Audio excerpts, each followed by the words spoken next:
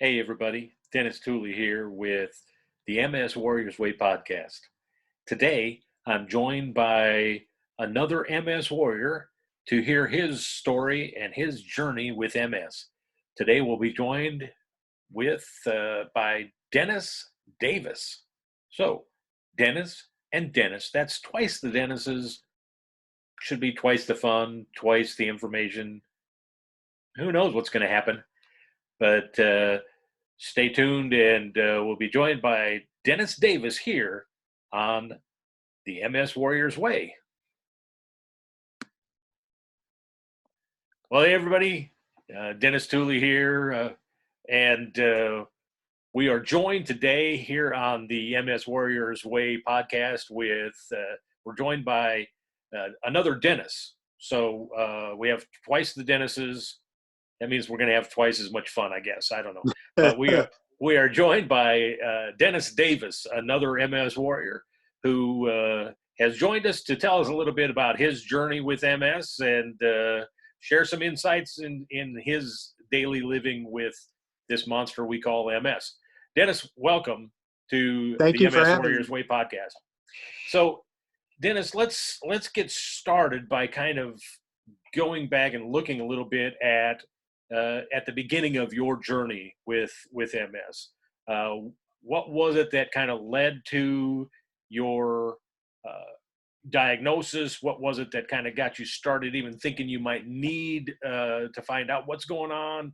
And then a little bit about that process of getting diagnosed with MS. Sure. In November of 1987, I was shopping with my spouse, Sandy, and our 1-year-old son, and she asked me to get her something off the counter or off the shelves at the store, and I got it and handed it to her. And when I handed it to her, I noticed that I was seeing double. And I had never had any health problems. And so immediately that Monday, I called my doctor and he had me come in, and he sent me to an ophthalmologist who did a bunch of tests and determined I did not have a nerve palsy, an optic nerve palsy, or any of those kind of things. Did a CAT scan to make sure I didn't have a brain tumor, did not have a tumor. So they sent me to a neurologist, and the neurologist said, I think you have MS. But he said, I want to do a test. So they sent me to the Cleveland Clinic. At the time, I was working with a doctor in Mansfield. And I had this new test that was real, the clinic was the only place around here that had it. And I had the test, and it showed that they suspected that I had MS.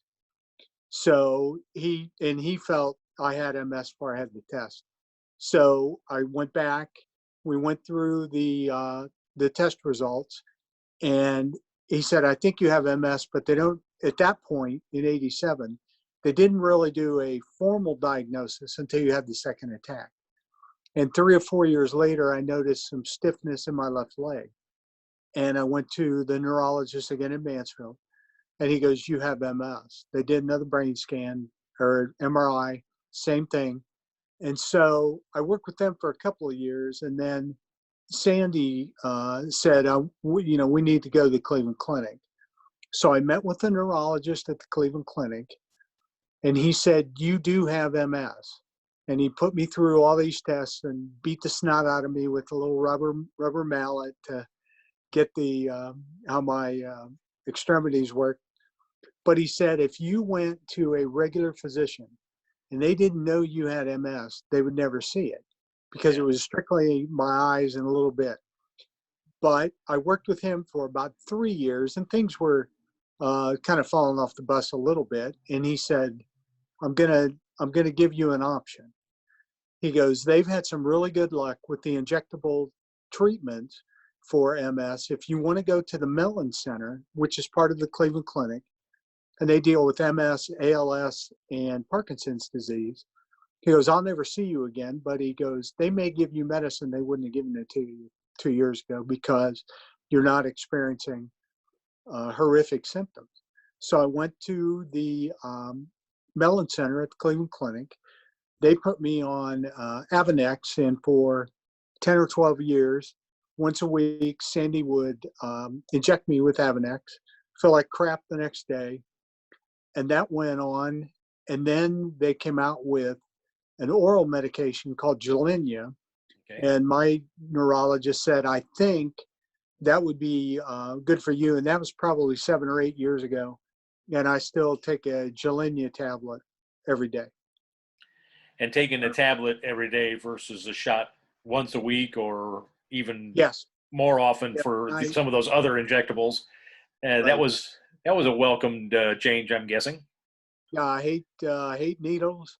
My sister, who's a retired RN, because I could never inject myself, taught my wife to do it.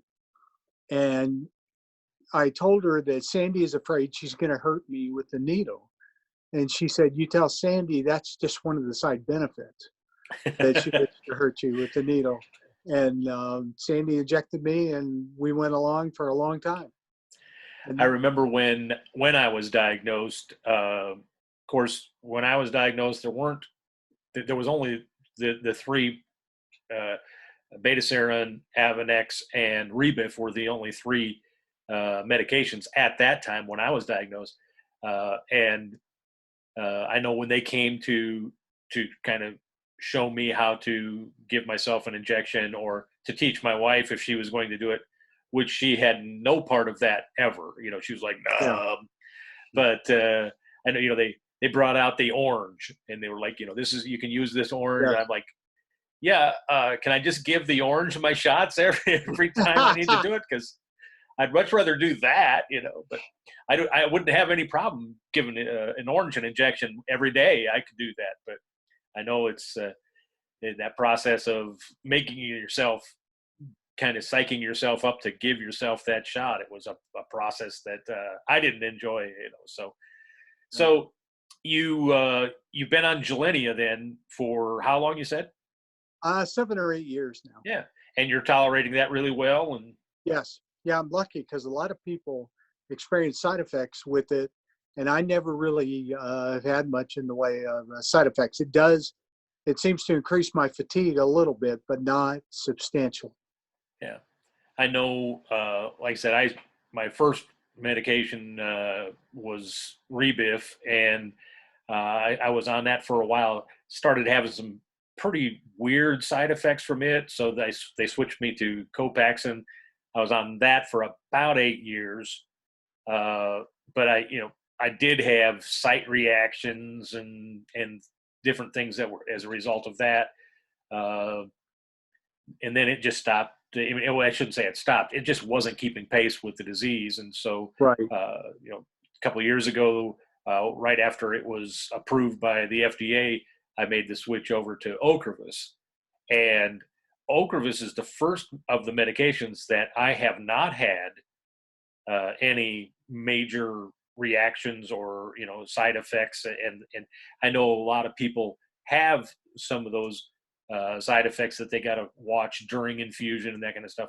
I've been blessed that I haven't had any of those side effects personally. Good. And so when I find out, in somebody like you who not having a lot of those side effects, that is such a blessing, because if the medication is doing its job in slowing down the progression of the disease, and you're not dealing with any major side effects as a result of it, that's kind of a bonus on top of it, Yes. So then when you finally got that diagnosis, how did you handle that? I mean, what kind of was going through your mind when they were sitting you down saying, hey, we're diagnosing you with a disease, and oh, by the way, this disease doesn't have a cure. We don't know if we'll ever find a cure. Right. Good luck. What was going through your mind? Well, initially I cried a lot and thought that the following Tuesday I would be in a wheelchair because I knew nothing about it. But I was blessed in that one of the CPAs I worked with at the firm I was at, he had a client who at that point had MS for about 25 years. Oh.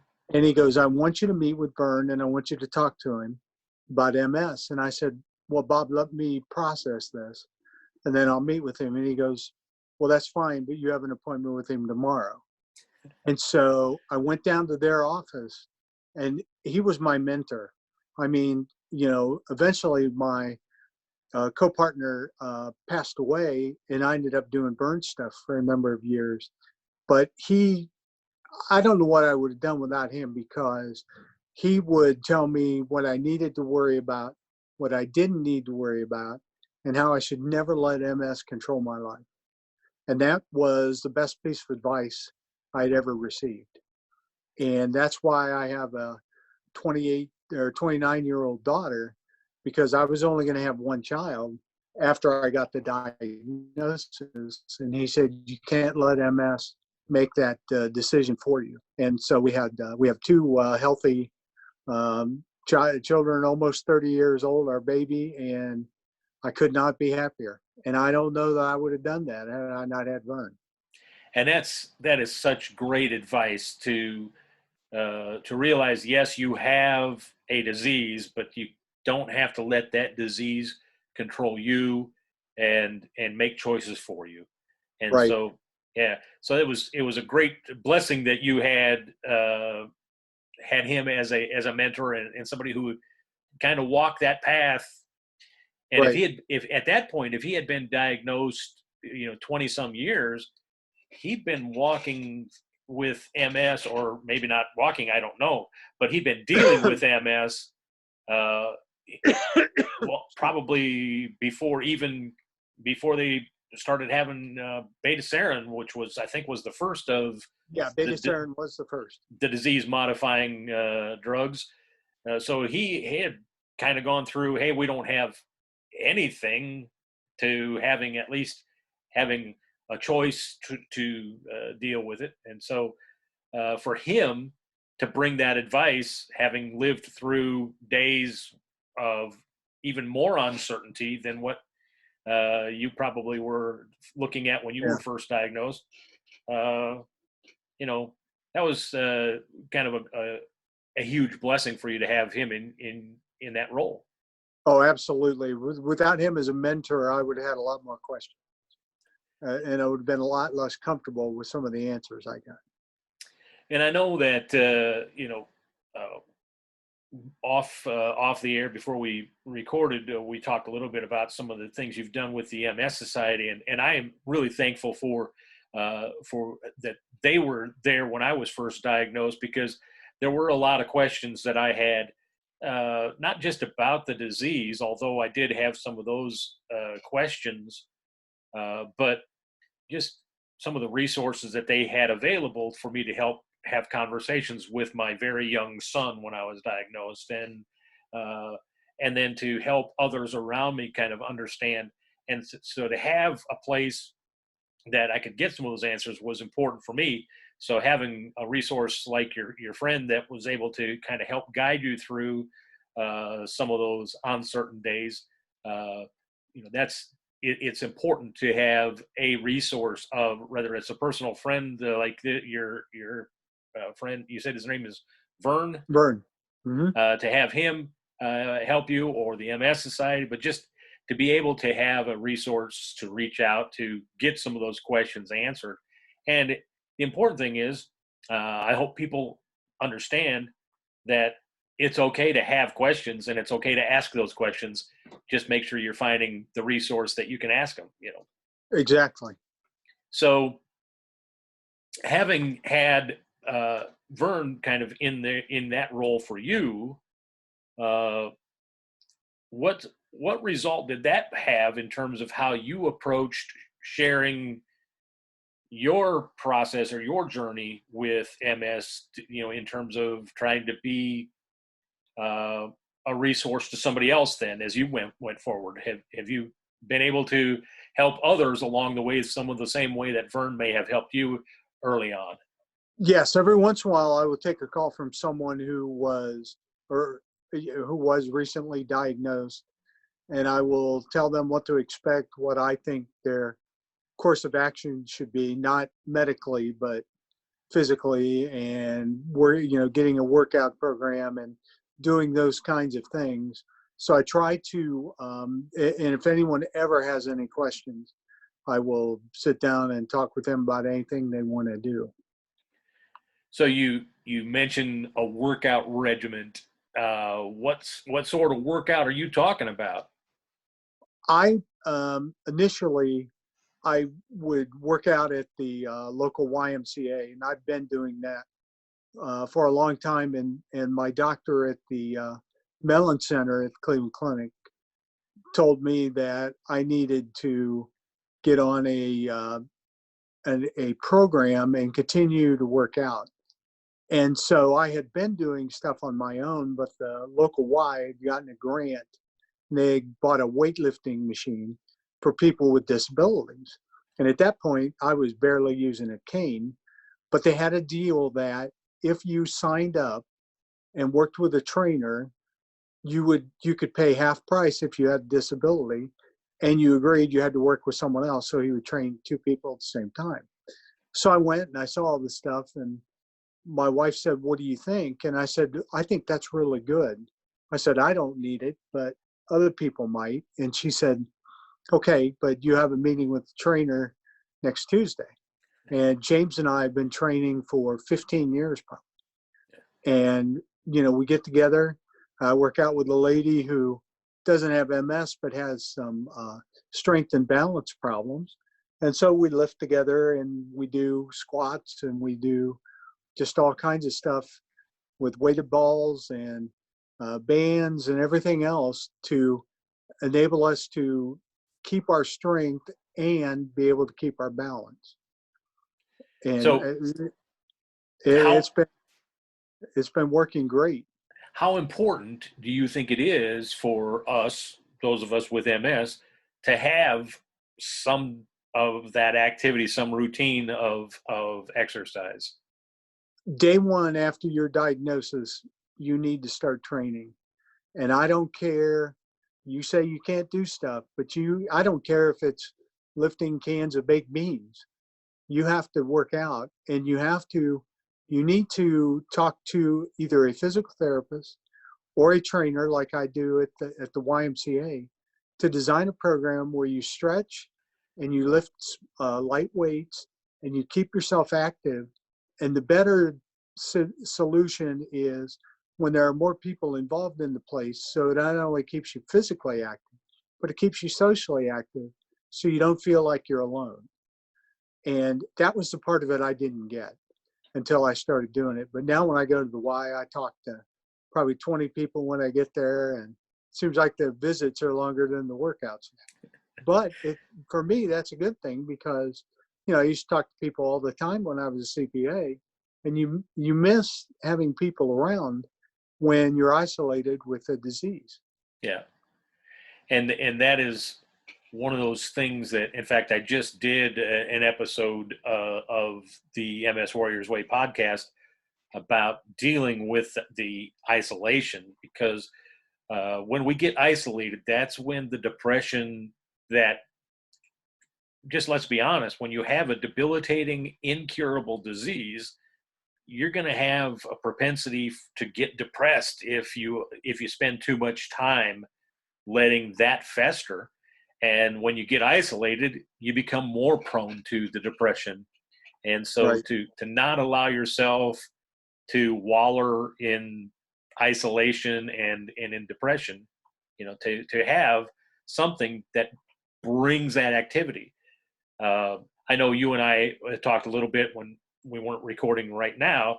We talked about the fact that I'm part of a group called MS Cruisers, and we go on a cruise every year with people that have MS, their family members, caregivers, and on the cruise, you get to take advantage of all the other activities that the cruise does, but then we have special activities just for the MS cruisers.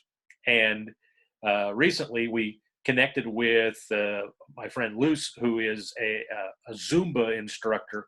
She went and got certified in Zumba Gold, which is for I think it was started mostly for senior citizens, but that's the Zumba for anybody with balance issues, and you can do it in a chair. And so she went and got specially trained for it, and we had such a great time because you got the lively music, but you're staying active. And it was a Right. great example of how there are things you can do to stay active and do things. And sometimes I think you use the term workout. People are like, well, I don't like to work, but Right. you do have to put an effort into staying active.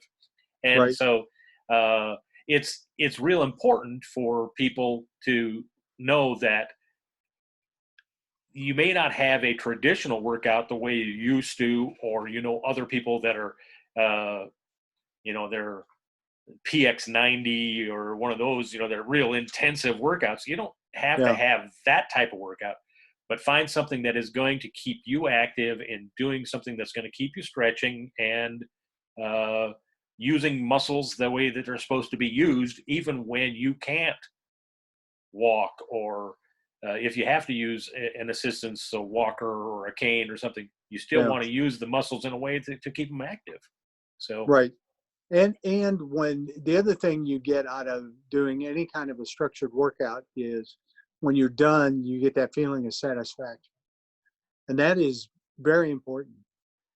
When you walk out and you're done working out, you've accomplished something. yeah. That is like a stair up the staircase of trying to get emotional fulfillment in doing things, and it is much more important than I would have ever thought when I started doing it.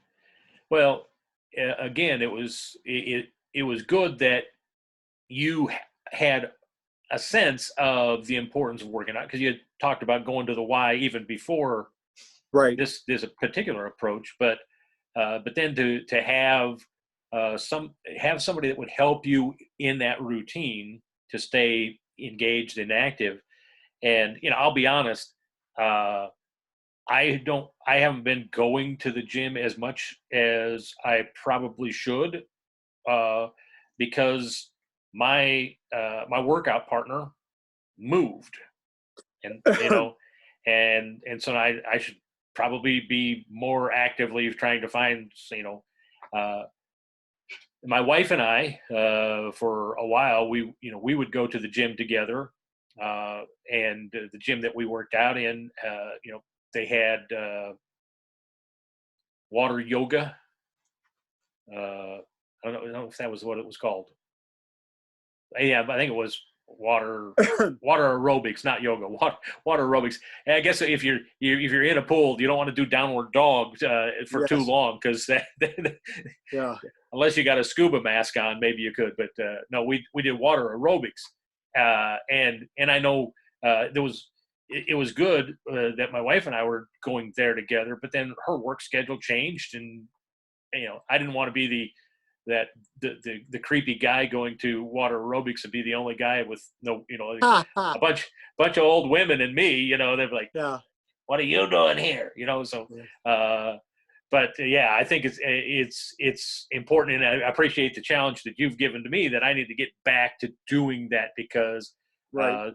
the I can come up with a lot of excuses as to why I haven't been doing it, but those excuses aren't helping me, and sitting around uh, binge watching Netflix isn't helping me. So I should Yeah. probably get back into finding that routine.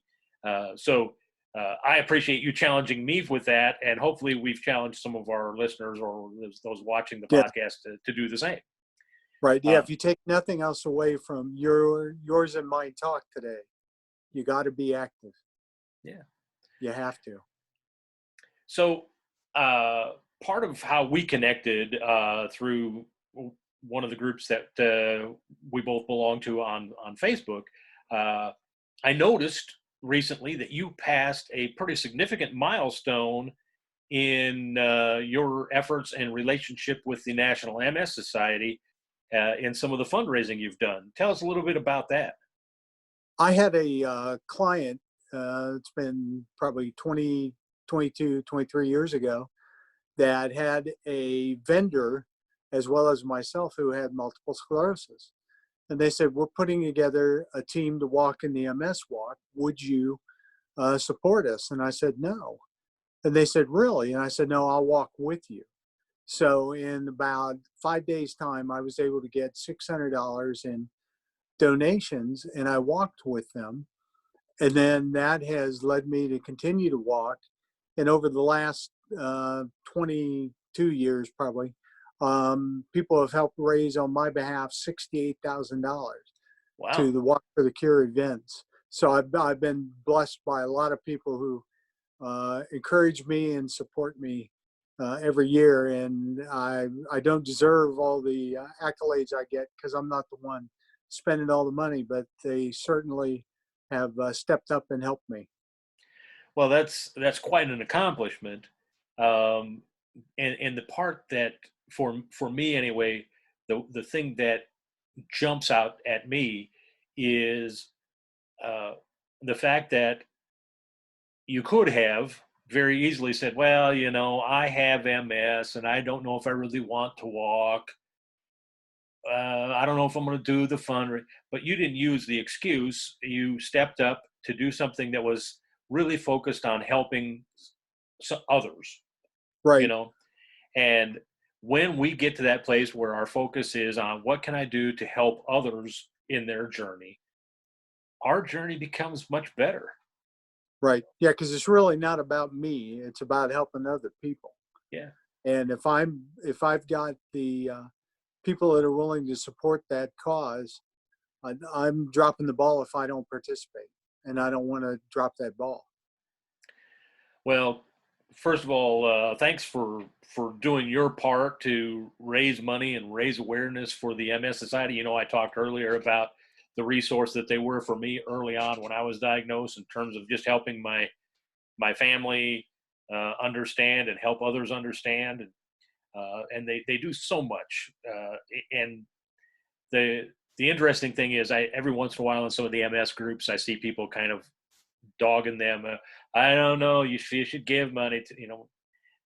I don't think people understand all of the programs and resources and the amount of money that the MS Society gives to research for a Oh, cure. exactly. In that they do an amazing job, and I strongly support the National MS Society and the MS Foundation because they're both great organizations doing great things and providing resources and opportunities for those of us with MS.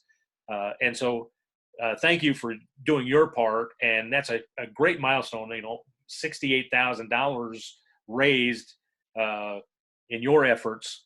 And I've done the walk and I've done some fundraisers, but I don't know that I've raised that much money for the cause. And so, thank you for your efforts on that. Yeah, well, all the credit goes to the people that support me, and I'm blessed. There's no other way to put it. Yeah. And they continue to support me, and saying thank you isn't enough, but I don't know what else to do because they really have.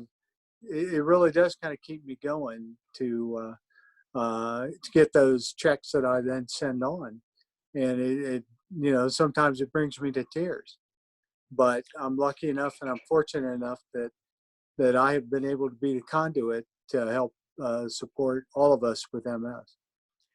And this year being the first virtual walk as far as I don't know if there's ever been a virtual walk before for the MS Society, but because of COVID and all of that, it made perfect sense to keep people safe and that Right. because I will say the walks that I've been a part of the enjoyment of being engaged in the walk is just walking with a bunch of people and having the Exactly. conversations and talking while you're walking. Yeah. And so to be socially distanced, I don't think it would have been as much fun, nor could you get as many people engaged and involved in it. But Right. so, uh, how well received was your approach that you were saying, hey, we're raising money for the MS walk, but we're not going to walk. We're going to do it virtually. I had no problem for that because I think everyone kind of expected it. Yeah, When they called off the NBA season and the baseball thing, a bunch, because we have MS, that makes us even more susceptible to that kind of stuff. Getting us together in a group would have been almost suicidal, it would seem to the yeah, general public. So that wasn't a problem. yeah.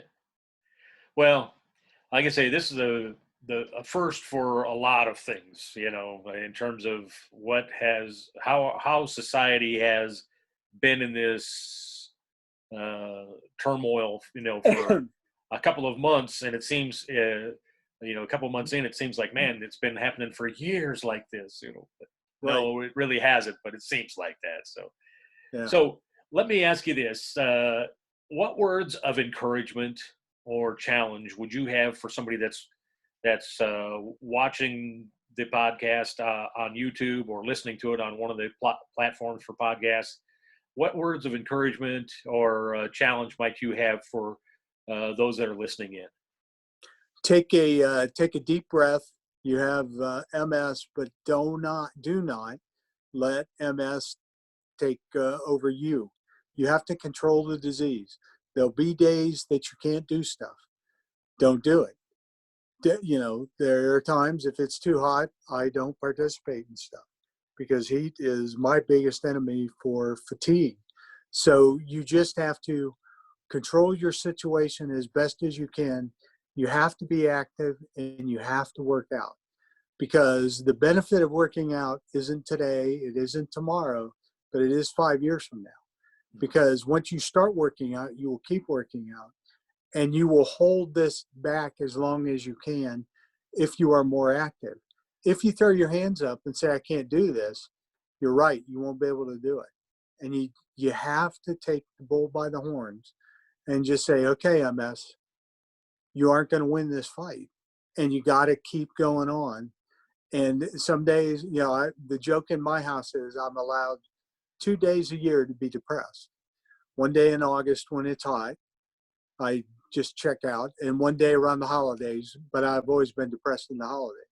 So you have to control how you perceive the disease and don't let it take you over, because we all have issues. And I will have lunch with former clients or fellow employees, et cetera, and they can't believe how good I'm looking.